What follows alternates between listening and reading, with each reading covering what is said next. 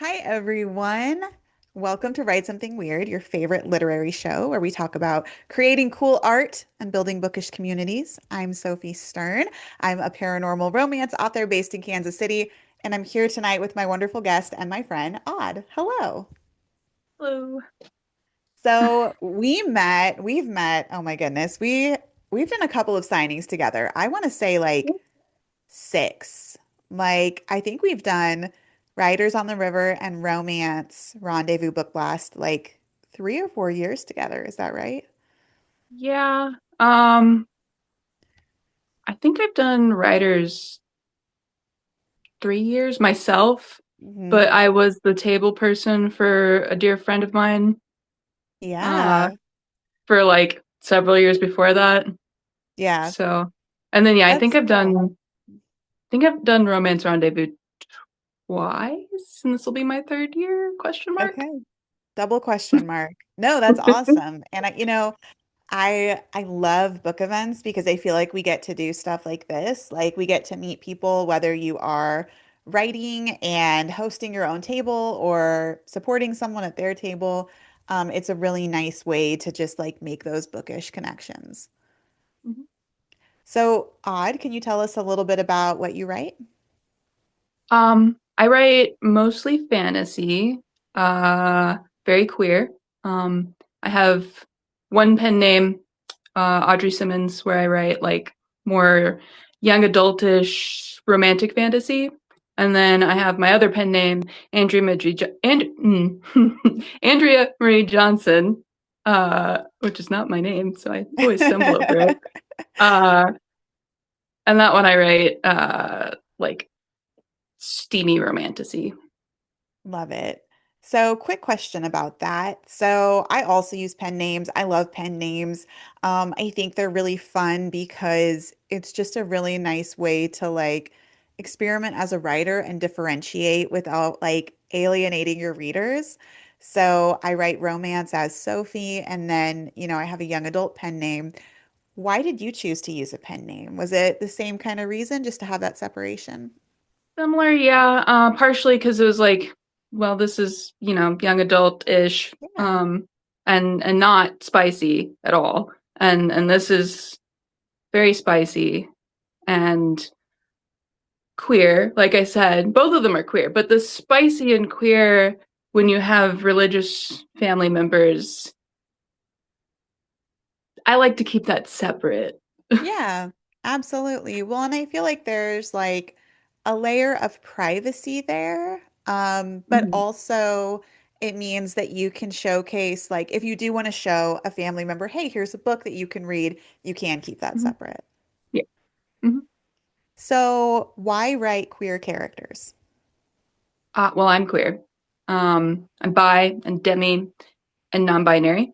And so that's just having that rep is very important to me. Um, and especially today, Yeah. with, the world as it is. Uh, and so yeah, it's partially because I can't not write about my own experiences, Yeah. and partially because it's like, fuck you guys. I Yeah. will exist. Yeah.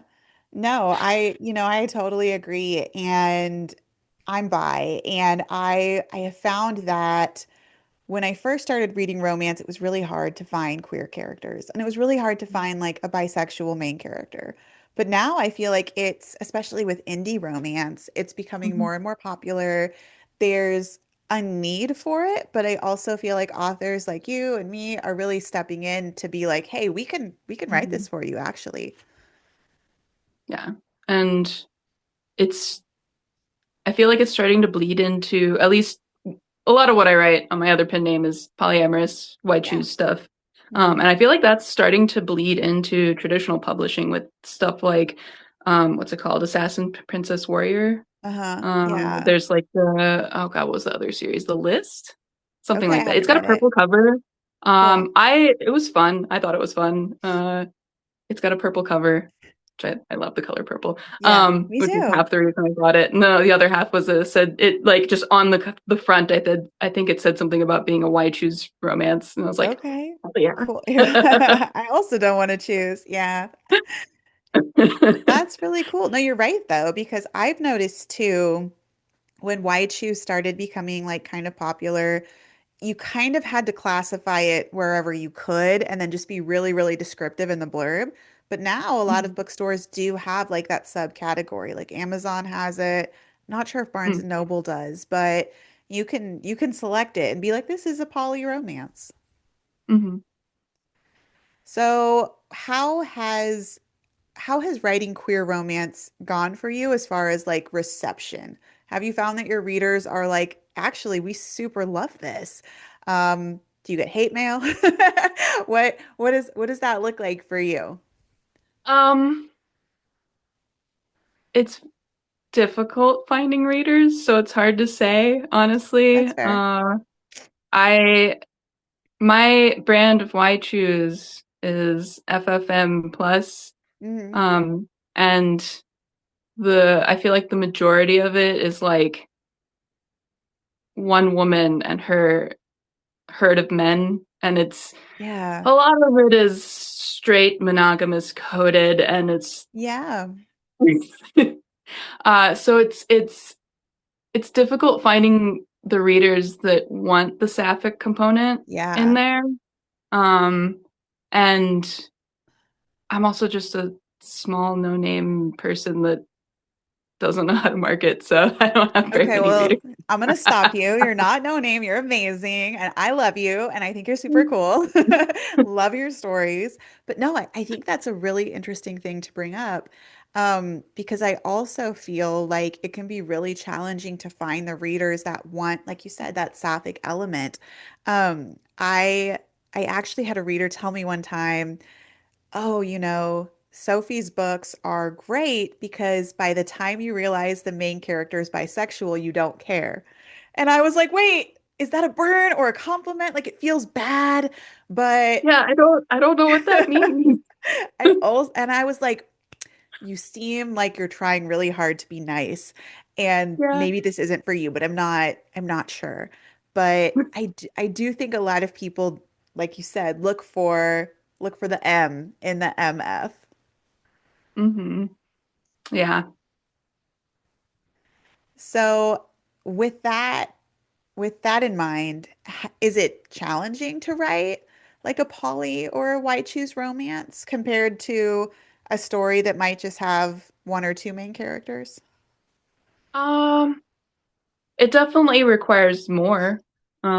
Like I think Shadows Dark and Deadly would have been like half the size if I wasn't trying to, build the relationships between Cerise and all of her love interests. Um, but I don't personally think it's harder. Yeah. Uh, like I actually was just talking about this on Threads because of the discourse going on right now. Yeah. Uh, yeah.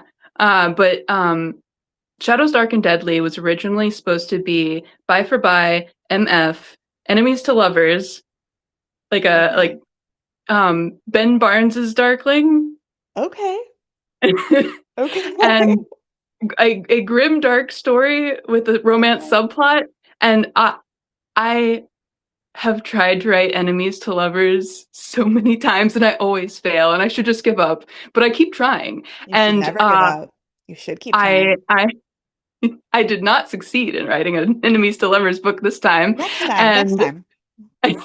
and I have just accepted that I can't write grimdark because I need that hope that yeah. So the world is very grim and dark and gritty and Yeah. whatever, but like the romance is actually really sweet and spicy. But yeah, so that was supposed to be MF Bye for Bye. Okay. Um, and then Damara, I introduced Damara, and I was just like, oh, oh no. Okay.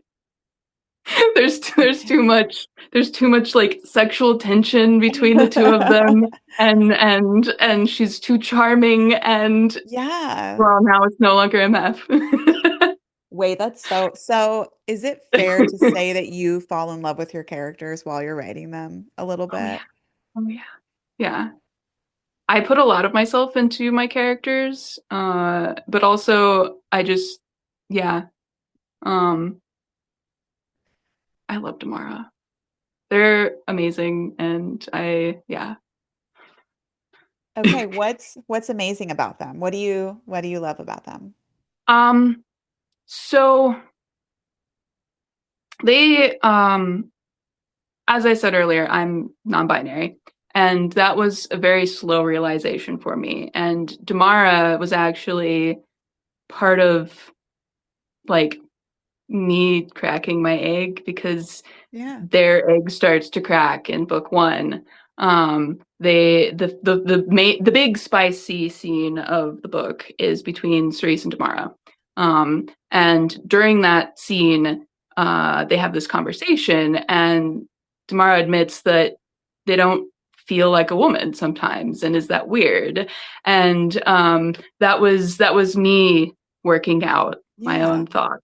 And yeah, so that's part of why I love this character. Mhm. But also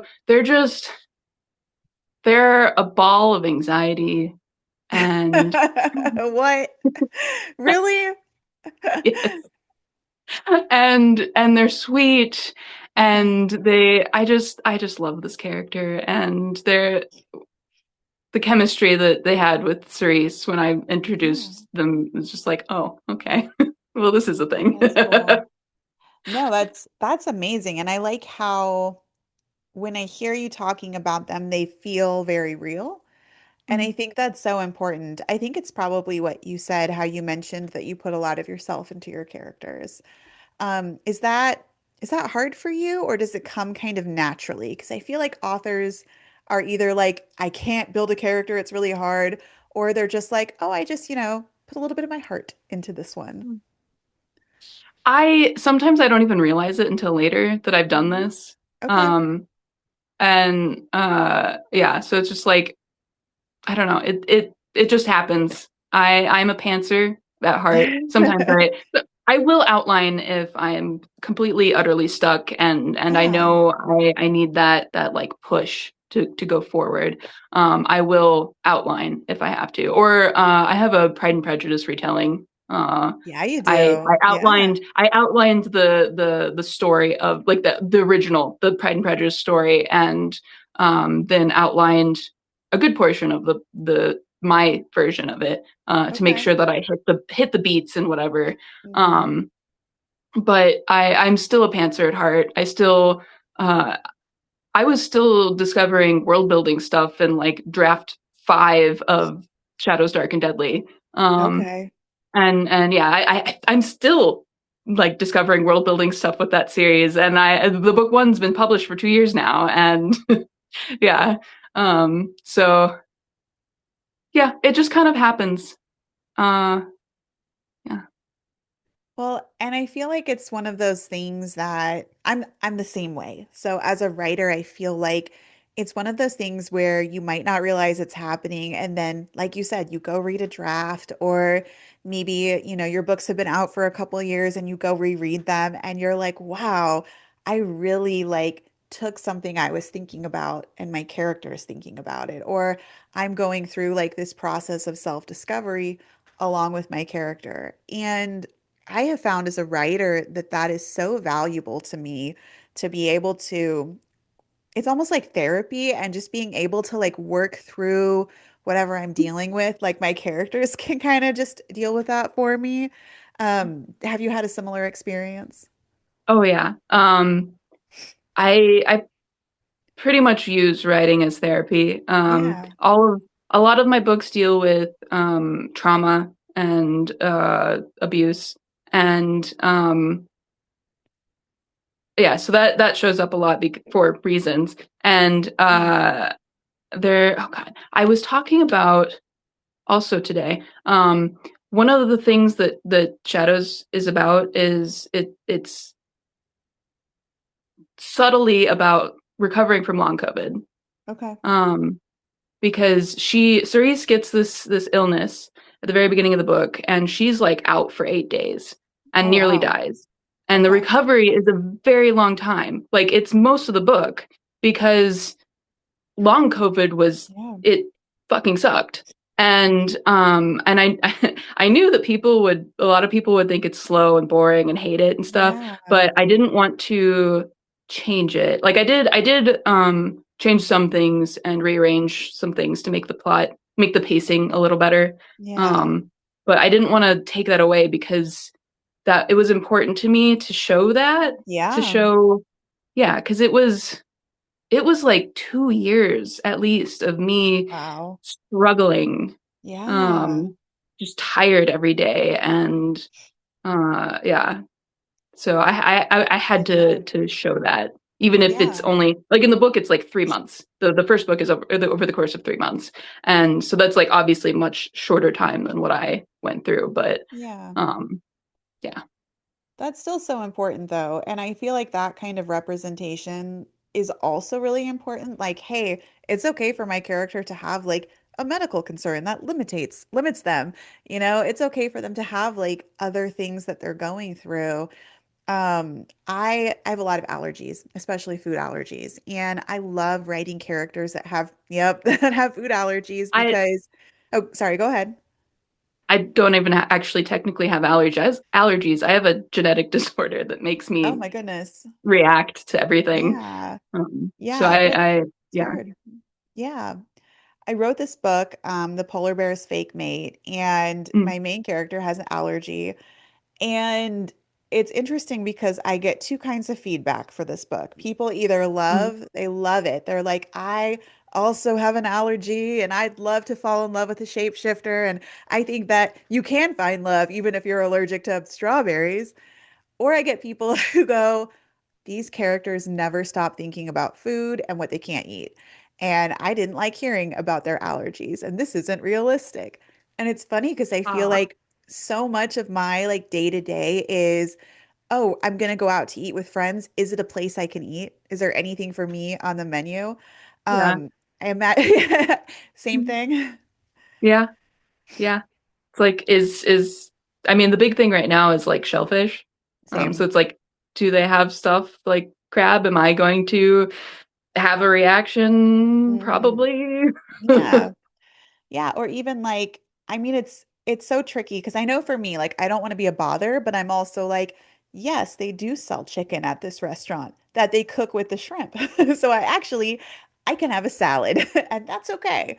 As long as we all know this. But I love it when I'm reading a character and they're like, I carry an EpiPen or I have to have Benadryl on me at all times. Yeah. It's really nice to be seen. Hmm. Yeah, I get that. Yeah. So I love that. I love that about what you're doing. I love that you write queer lit. I think that's so important. Um, I love I love that you got to go on this journey of self-discovery along with your character. That's really cool and really special. It's actually really funny because my first book is Child of the Moon, and Neoma is queer.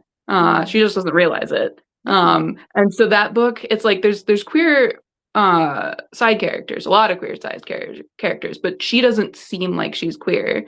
And Uh-huh. so it's like that seeing those books and how they develop, it's like, oh yeah, that's me discovering my Yeah. queerness. Well, Like, and it's yeah. it's a weird process. I feel like, especially when you're looking back, like I don't know if this is how it is for you, but I know like for me, like when I'm looking back on my life, I'm like there are so many moments when I should have known. Like it Mm. was obvious. But when you're in the moment, you're like, I'm so straight. I fit right in. Nobody knows. Looking back, I'm like, it was like the closet was glass. Like everybody definitely knew. Yeah, I can remember thinking I ended up following a lot of trans people on Twitter back when, Twitter Yeah. wasn't the cesspool it is today. And I kept thinking that I related to their experiences, and that was wrong because I'm cis. Yeah. I'm like that's not me. That I shouldn't be feeling Aw. this. And yeah, I should have realized. That's so funny. I mean, it's not funny, but it's kind of funny. Like that's how it It's was. funny. Yeah, I was very much like I labeled myself as bi-curious because I thought being bisexual was a sin. But I would also be like, because I grew up very religious. And so Mhm.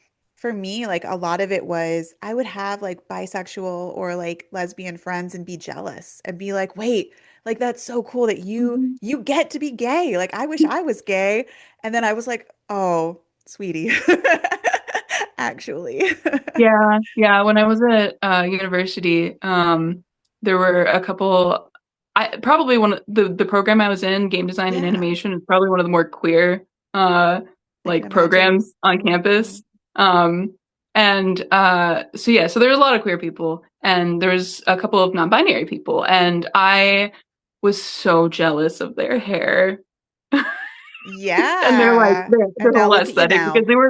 they were very Cool like hair. androgynous, and I was just Yeah. like I want to be them. I but I can't be them because I'm not non-binary. Surprise. That's really fun. And I love that we both have like grown as people and accepted who we are, accepted Mhm. who our characters are, what we want to write. What what advice would you give to writers who want to use writing as therapy or writing as self-exploration? What what should writers know before they try? Um, know that some of the stuff you write is probably not um something you should publish Okay, because there valid. there's some stuff I don't know. There was other discourse like last week. It was just like, honey, no. Yeah. Yeah. Yeah. Uh, Yeah. but yeah, so there's not everything needs to be published for one. And for two, uh, there are some things that, like, yes, it's self-discovery and whatever, but you probably should still get like a sensitivity reader to make sure, because if Oh, you are discovering these things, so you're probably not as knowledgeable about stuff, and so you may be valid. perpetuating stereotypes, harmful stereotypes, and so Yeah. that's important. But also just I don't know, be true to yourself, I guess. Yeah. I like that. Um, And yeah, sensitivity readers, that's a great recommendation. Absolutely. And I like what you said. Like it's important not to perpetuate stereotypes even as we are exploring like storytelling. Like not all bisexual people are greedy. Some of us are, but not all of us. So, Odd, this has been amazing. Where can people find your stories? I am wide, which means you can find me on Kindle. You can find me on Kobo. I'm also on Kobo Plus. Cool. You can find me on Barnes and Noble, a bunch of other retailers that I'd never heard of before until I had, published on Draft to Digital. Um, Yeah. and you can find me on itch.io. I feel like there's somewhere else that's big. Uh, yeah, you can find me on a lot of places. My young adult series is Audrey Simmons. My romantasy series is Andrea Marie Johnson. Um, yeah, and Okay. you can find me on social media. Most social media, for the one, it's author Audrey S. For the other, it's author Andy Marie. Uh, I'm pretty consistent with that. Okay. Got to make it easy to find me, you know. I love it. Absolutely. Because I think I follow you on like everything. So I love seeing your posts pop up here and there. So I think that that consistency is awesome. And I will be sure to pop some links in the description when our video goes live. But Odd, thank you so much. This was really wonderful. One thing, if you like Yes, my sweater, I do. it's it's Mothman. What? Yeah, I have wings. Wait, that's sick. That's cool. I love this. Great note to end on.